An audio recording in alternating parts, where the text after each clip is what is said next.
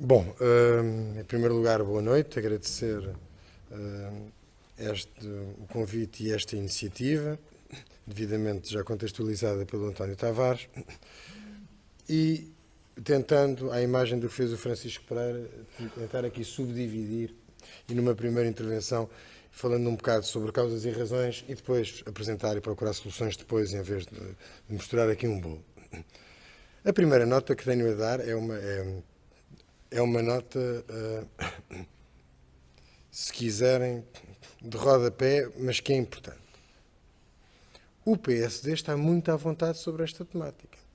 Está muito à vontade sobre esta temática, principalmente nesta altura, porque o PSD, efetivamente, no seu programa eleitoral, foi muito claro quanto ao que pensa, não apenas serem soluções, como também causas, e como a importância da própria reforma do sistema eleitoral. E, portanto, é muito fácil para o PSD falar sobre isto.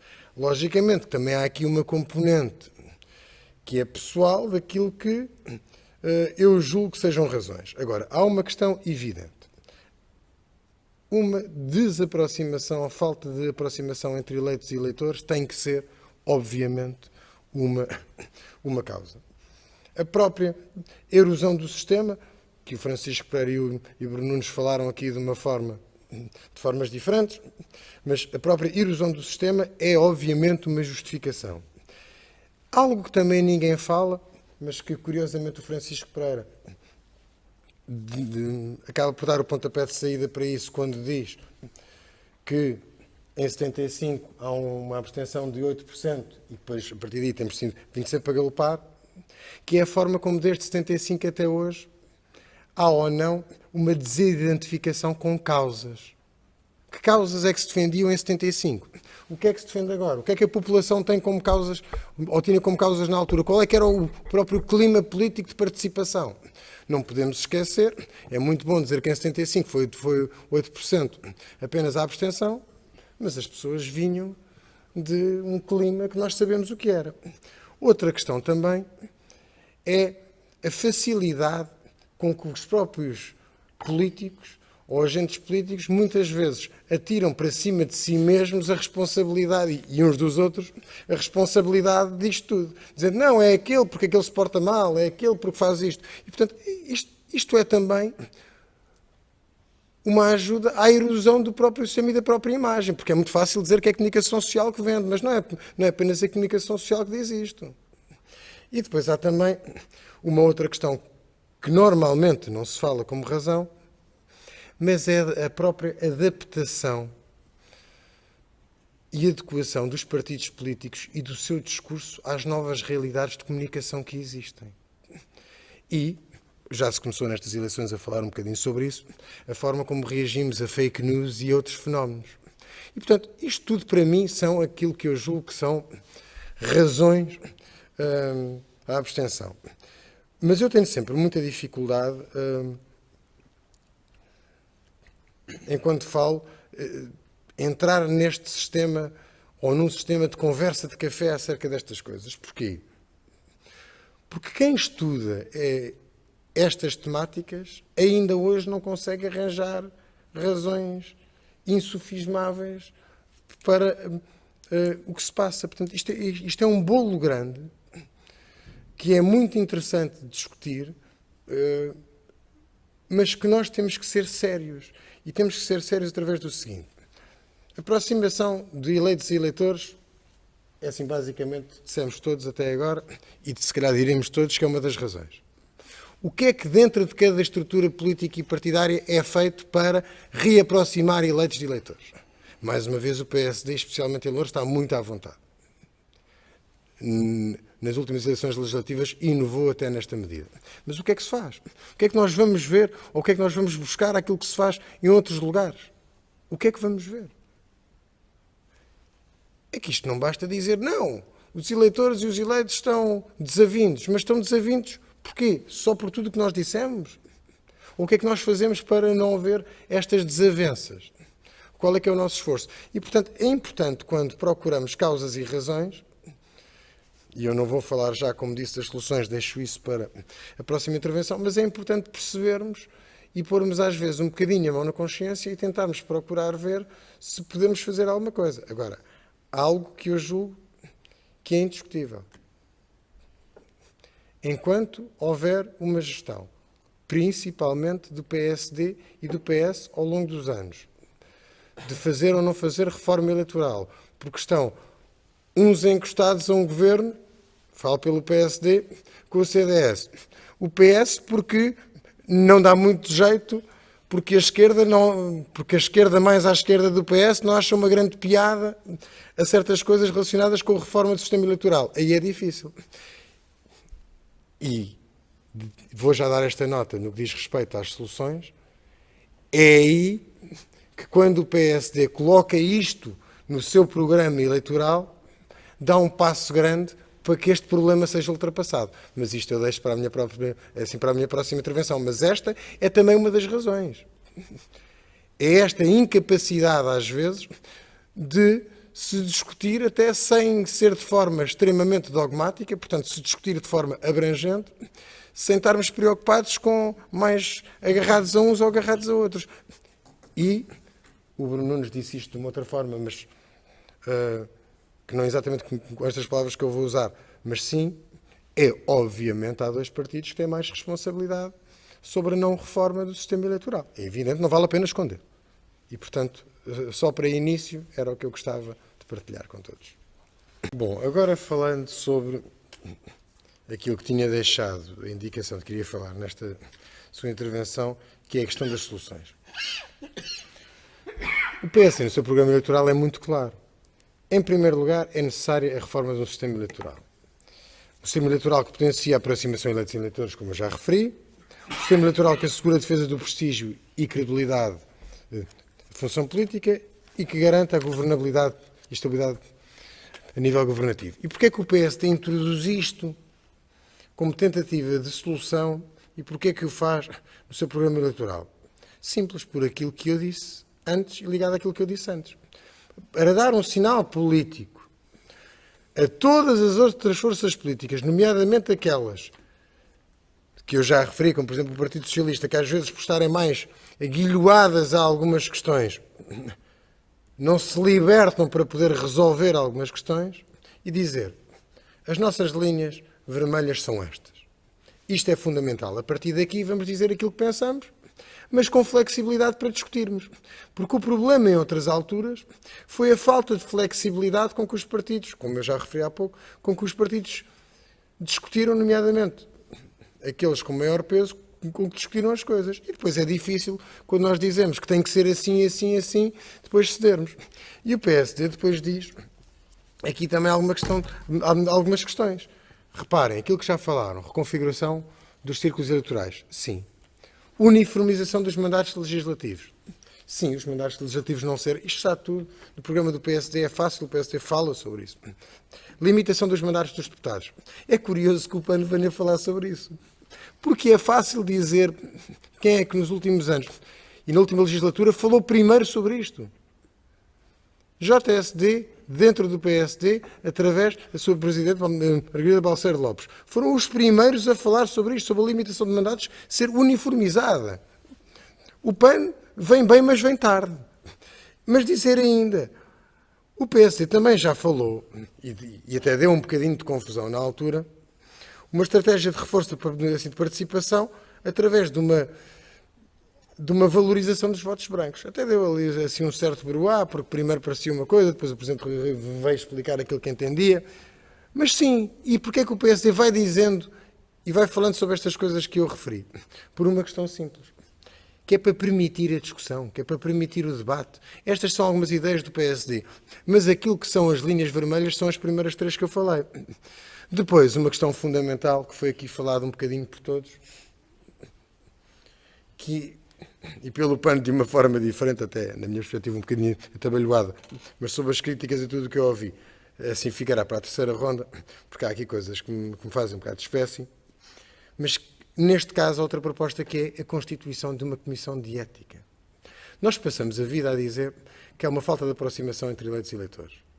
Então, por que não ter uma comissão de ética onde existe que seja composta por pessoas de reconhecido mérito, ética inquestionável, etc., que façam parte de uma comissão de ética, ao invés de fazermos o que o PAN está aqui a falar, esta brincadeira quase de mandar para cima dos tribunais um bocadinho à toa, sem dizer quais é que ficam a deixar de ter essa responsabilidade, etc., aquilo que apetece. E, portanto, estas são algumas das propostas que o PSD apresentou, e volto a dizer, o PSD está muito à vontade quanto a isso. E depois há aqui uma questão que não vale a pena também dizer, e também para combater. O PSD não tem nenhum tabu nisto. E por não ter nenhum tabu, também não nega o seu património histórico, que é, põe, se necessário, em cima da mesa a discussão acerca do número de deputados e de uma eventual redução. O PSD tem este património, não pode vender, assim, não pode desbaratar, é a sua história. Portanto, estamos disponíveis a discutir isto. Mas lá está, esta postura do PSD é uma postura importante, que é traçar aquilo que são as suas linhas, dizer que estamos dispostos para isto, pô-lo em programa eleitoral e dizer isto são potenciais soluções. Vamos debatê-las, vamos nos sentar à mesa. Mas para isto tem que o PS estar disposto a sentar-se à mesa, como se viu no programa de governo, não está, porque naquele agrado que tem que fazer de uma geringonça calada, ou de agradar a uns e outros à esquerda, o faz, e não fala sobre o programa eleitoral, e depois os partidos à esquerda vão aqui, assim, dançando aqui algumas coisas, e, portanto, é importante. Também o CDS. Eu não queria falar muito do CDS, vista a ausência do CDS neste debate aqui, mas o CDS também, muitas vezes, tem uma postura muito dogmática acerca disto. E o PSD quis dar este sinal, e é o sinal que foi dado. Obrigado. Agora, mais esta ronda, gostava de, agora sim, fazer alguns comentários acerca daquilo que tenho ouvido. Bom, é fantástico ouvir aqui a CDU dizer que, bom, a forma como se vendeu, que isto era uma eleição para o Primeiro-Ministro e que não era... Bom, ainda bem que finalmente ouvimos a CDU falar sobre isto, que é para percebermos há quantos anos é que a CDU estava a tentar fazer aquilo que conseguiu graças ao Partido Socialista, que é subverter a vontade dos portugueses. Ainda bem que conseguimos. Outra coisa fantástica. Como é que a CDU fala aqui sobre tudo o que fala, mas depois tapa os olhos dizendo está tudo mal. Mas dentro do mal, nós em Loures estamos ligeiramente melhores. Quer dizer, vamos ser honestos. Uma abstenção, mesmo nos valores que foram os valores em Loures, é uma abstenção que não dignifica ninguém. E, portanto, nem sequer devemos dizer que estamos abaixo ou acima dos outros. É uma abstenção que não dignifica ninguém. Ponto. Depois, outra coisa fantástica é esta questão do hábito de prestar contas. Bom, eu acho que é preferível a gente não falar muito sobre o hábito da CDU de prestar contas e sobre a palavra conta e sobre como é que isso funciona internamente. É melhor não falarmos. O que é importante falarmos aqui é como é que se prestam contas verdadeiramente. Como é que se falam sobre as coisas. Porque a CDU, em Loures, no que diz respeito a prestar contas e esclarecer, no plano autárquico, deixa muito a desejar. Agora deixa-me dar ainda outra nota. Eu ouvi o Bloco e o PAN falarem sobre aqui, e o PS também, falarem sobre a questão do voto antecipado. O Bloco, assim, talvez não, mas pelo menos o PAN e o PS, de certeza. Vamos ter algum decoro quando falamos no voto antecipado. Porque este aumento do voto antecipado foi coincidente com o coartar o direito a votar a milhares de portugueses. Ou os senhores não têm noção de que este alargamento do voto antecipado não foi acompanhado por uma manutenção do que acontecia anteriormente relativamente ao voto antecipado? Têm noção? Assistentes e comissários de bordo, polícias, bombeiros, deixaram de poder votar muitos desta vez, porque se achou que era mais importante estabelecer-se um dia específico para o voto antecipado e deixar cair aquilo que existia antes, que é certo tipo de profissões que poderiam votar antecipadamente, mediante a justificação da sua entidade patronal ou afins, que dissesse que essas pessoas estavam a trabalhar. É que é muito bonito encher a boca para o voto antecipado e dizer que é fantástico, mas depois não fazer bem aquilo que se deve ser feito e não salvaguardar os direitos constitucionais das pessoas. E, portanto, quando se fala sobre certas coisas, vamos saber do que estamos a falar. Milhares de portugueses puderam ou tiveram o seu direito de voto restringido. Restringido. Eu até podia dar um exemplo claro. Imaginem um comissário de bordo que era escalado este ano para voar. É a minha profissão, não escondo a ninguém, e não me aconteceu. Eu votei antecipadamente.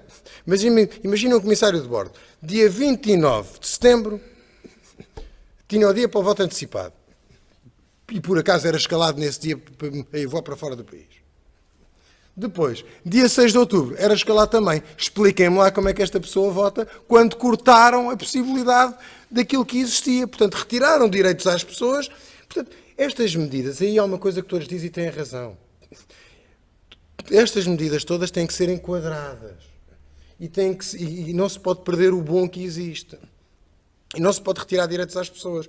E, portanto, para sermos muito claros, o PSD não tem as soluções todas. Mas quis demonstrar uma coisa clara neste programa eleitoral. E que, se fosse programa de governo, não faria o que o PS fez e manteria isto no programa de governo. De certeza, era um compromisso de honra. Quis demonstrar que está disposto a discutir verdadeiramente isto. E o Bruno Nunes disse uma coisa que tem toda a razão. Quer dizer, o Partido Socialista vem aqui falar sobre todas as medidas que tem no seu programa eleitoral relativamente a esta reforma específica que nós estamos a falar. Quantas delas estão no programa de governo? Traga aqui o programa de governo. Não os tem, deixou-os cair. Não, no programa de governo. Aquele que foi agora discutido nestes dias, deixou-as cair. Deixou-as cair. Exatamente pelas razões que eu já referi, para agradar a uns e a outros. Não pode ser. O Bruno Nunes tem toda a razão. O PSD sempre diz isto. E mais, o PSD nisso sempre foi muito coerente. O programa eleitoral do PSD e os programas de governo, mesmo quando em coligação, as linhas mestras fundamentais estavam lá. Vem-nos o PS dizer que esta era uma linha fundamental do programa eleitoral do PS, mas no programa de governo não está. Só para terminar, dizer aqui também duas questões. Uma, o PSD pode ter andado a fazer muita coisa, como tapar buracos, plantar árvores e outras coisas. E temos aqui a certeza de uma coisa, esse tipo de iniciativas serviram pelo menos para a população olhar e em muitos casos perceber que até havia eleições. Portanto, obrigado Bruno Nunes pela publicidade gratuita. Mas o PSD, além de fazer isso, fez outra coisa. Debateu efetivamente esta temática. Foram minutos e minutos e minutos falando acerca das declarações de Rui Rio, acerca do voto branco ou de não voto branco, das cadeiras ou da ajustabilidade dos círculos eleitorais, etc. E, portanto, o PSD discutiu isto em plena campanha eleitoral. Não foi só Tancos, não foi só o resto. O PSD está muito tranquilo, falou sobre isso. E mesmo com um términos, ainda ninguém falou numa coisa fundamental. Então, e a Comissão Nacional de Eleições? A Comissão Nacional de Eleições este ano não fez o que fez nas últimas eleições. Ou já nos esquecemos de outdoors, de panfletos e muita coisa feitos pela Comissão Nacional de Eleições nas últimas eleições a apelar ao voto. O que é que aconteceu este ano? Viram o mesmo? Não viram da mesma forma? Não ocorreu. A Comissão Nacional de Eleições também tem aqui um papel e tem que ser chamada também a jogo. E, portanto, vamos ser todos muito claros, muito concretos sobre isto. Obrigado. Nesta última intervenção, aproveitar para agradecer mais uma vez este debate, estarmos aqui, agradecer a todos a participação, mas dizer que eu, a dada altura, ouvi o Bruno Nunes que dizia que é por isto que as pessoas se afastam. Bom, eu depois de ouvir o Francisco Pereira, sou obrigado a concordar. Há alguém que diz que as assembleias descentralizadas que ocorreu no mandato anterior, dou exemplo de uma, na Portela, comemoração do 25 de Abril, que são verdadeiras assembleias descentralizadas que motivam muito a população.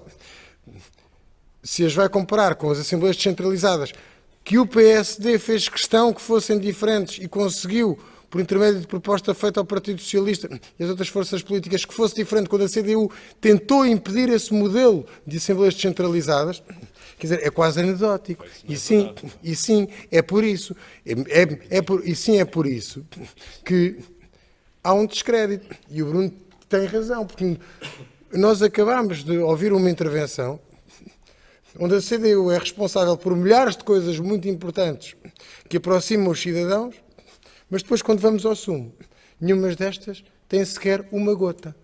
Uma gota que seja. E, portanto, sim, é verdade.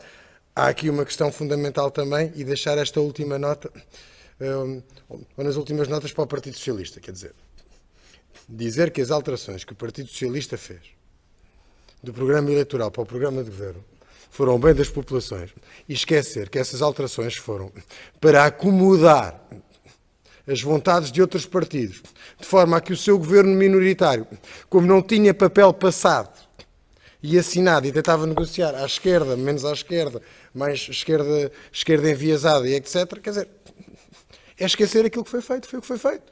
Não foi pelas pessoas. Foi por uma forma de fazer política do Partido Socialista de António Costa, porque isto é um traço muito de António Costa, negociar com este, com aqueles e com aqueles outros, e quase vender, ou quase tentar vender gelados a pinguins no Ártico. Isto não foi pelas pessoas. O que o Partido Socialista fez, estas alterações, foram única e exclusivamente para ter mais facilidade naquilo que é a passagem do programa de governo, que não é obrigatória, e a passagem do orçamento. Só isto. Não vale a pena dizer que é pelas pessoas. Quanto à questão, e mesmo para terminar, do voto aos 16 anos. Bom, é uma questão que, falada, desenraizada, não faz sentido nenhum.